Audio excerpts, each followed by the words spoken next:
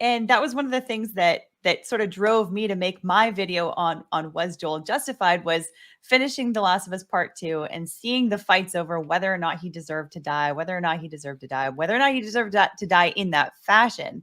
And so for me, similar to Rick, I sort of wanted to put my lawyer brain on and like sort of see if I could lawyer my way into a question of whether or not he was good or bad or justified or not. And those are kind of two different questions, right? Good or bad versus justified or not justified.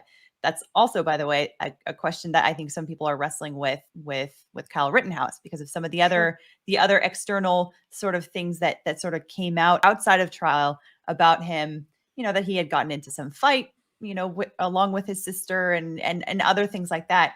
But I guess we can sort of separate out, was he a good person or a bad person? I don't know. What do you guys think on that question specifically? I mean, this might be very lawyerly of me, but I don't think we have enough information, right? Like, I don't think we know enough about Joel. And that's part of what I like. In the moment, he's the hero, right? He's saving this girl. He has this very daughterly, fatherly relationship that mimics the one we see in the beginning of the game. Naughty Dog's best kept secret when that game came out was the intro. And we get constant reminders of that world with Joel's broken watch and all of those kinds of things. But the reality is what I said earlier, is that there is 2 decades in which we have no idea what Joel did, except for we hear stories and ruminations of what happened. And it's clear that he's not a good guy, but it's also clear that the barrier, rather the spectrum of good and bad has shifted totally to another frame in this world. Good and bad doesn't even mean what good and bad means in our society. So it's hard to judge him based on that. That's justified or not justified thing, though, he's clearly not justified in doing what he did. What he did was the selfish move. And that's what makes it so good, because he couldn't resist letting this girl that reminded him of his daughter go. That's what it is all about. And it's a selfish move. And Ellie knows it at the end. Ellie knows Joel's lying at the end. Although I actually came to an opposite conclusion at the end of my video. So I analyzed from the moment that he sort of wakes up, in the Fireflies compound at St. Mary's Hospital, and Ellie's already been taken away. She's still unconscious, but elsewhere in the hospital, and he finds out exactly what's going to be happening. And sort of, I went through each and every one of these encounters that he has, where he's killing someone, he's killing his way through the hospital. Like, can I like?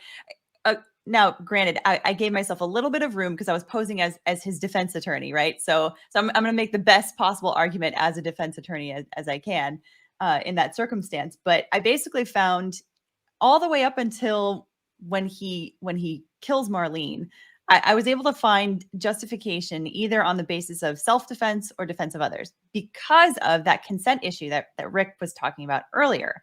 Because, I went into the issues with informed consent, that in order to have any kind of now, of course, this is applying current laws, right? Into a hypothetical post-apocalyptic Who knows what federal laws were? Yeah. Of course. But, if we were to assume that today's laws existed, he absolutely would be justified for most of these killings because of the fact that they were performing a procedure on someone who had not given any kind of consent, let alone informed consent, and B, who also was underage, but they could have gotten that same sort of consent from someone else, either Joel, maybe Marlene, because she was sort of taking care of Ellie before she handed her off to Joel for their trek across the United States, or what was the United States.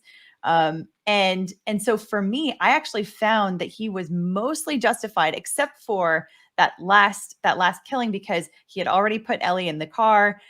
Everything was basically ready to go. He walks back over to her to talk to her, to say a few last remarks, and then ultimately shoots her when she's already on the ground. She's already injured. She's not going to be coming back after him at any point soon because he's on wheels. She's got a bullet in her abdomen already.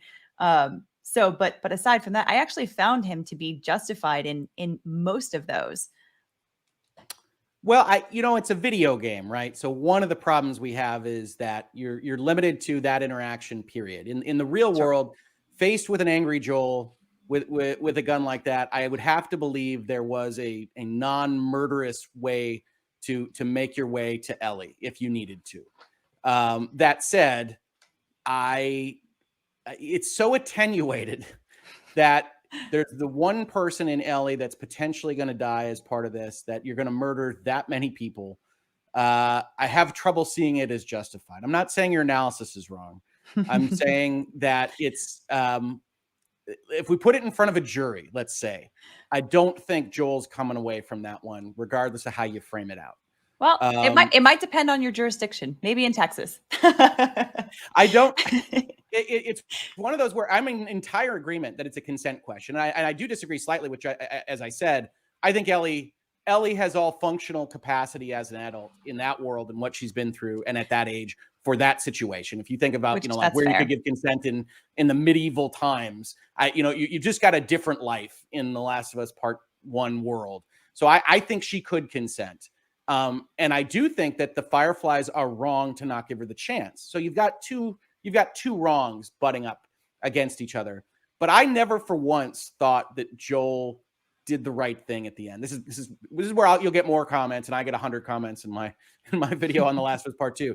So it's one of those things again where it's like Last of Us Part 2 spends its time saying, "Oh yeah, Joel was wrong," and I'm like, well, okay, if you imagine me, Mr. Druckmann, as the person that's already thought he was wrong, already thinks vengeance is a problem, disagrees with this notion, like, what did I do for 25 hours, right? There wasn't a story for Rick Hoeg, which is okay. I'm not the whole market for video games. If you love Last of Us Part 2, more power to you, including you, Colin. Well, less power to you. I never get upset about other people's opinions on video games. Like, it's like the least offensive thing in the world to me. Absolutely. I give 12 minutes a 0. Some people, unless they're my games. I haven't rated your games. I refuse to do that. But I'm on Twitter giving a game a 0, and somebody puts in like the Simpsons gif of Homer going back into the hedge, saying, the feels when you liked 12 minutes. I put in a tweet. I said, look, I would love to be in your shoes. I want to like everything that I play or try or watch, and I don't judge you at all. If you loved it, fan-freaking-tastic. I didn't. But, hey, that's what makes the world go around. Let's talk about it constructively, and that's fun. We could talk about things like Last of Us Part 2, and that's fun because I don't begrudge anybody that liked it. But I don't think Joel was justified. I think he was selfish. I think part of the greatness of The Last of Us Part 1 is you think they're building a kind of hero story, and what I would argue is they've built a kind of broken obsessiveness story about how he lost his daughter and the reminders and how he loses Tess and what Ellie becomes and how he cannot give it up. If this were a kind of drug addiction story, it would look very similar, but instead it's a girl, it's Ellie. And I think that's fantastic. I think it's genius. I think Part 1 is amazing, but because it's wrong at the end, it's not amazing because he's justified. It's amazing because he's not. That's why I like Part 1. Yeah, that's a good point. Yeah, Joel's weak shows weakness at the end. He knows what needs to be done, but I can't help it. And he has a feeling Ellie would have consented to it, right? There's a reason the conversation about my life can't be for nothing happens immediately before that. He has a feeling that Ellie would say yes. And he also, like the Fireflies, doesn't want to hear her answer if they woke her up. That's true. Doesn't want to hear it. Yeah, that's what makes it doubly wrong.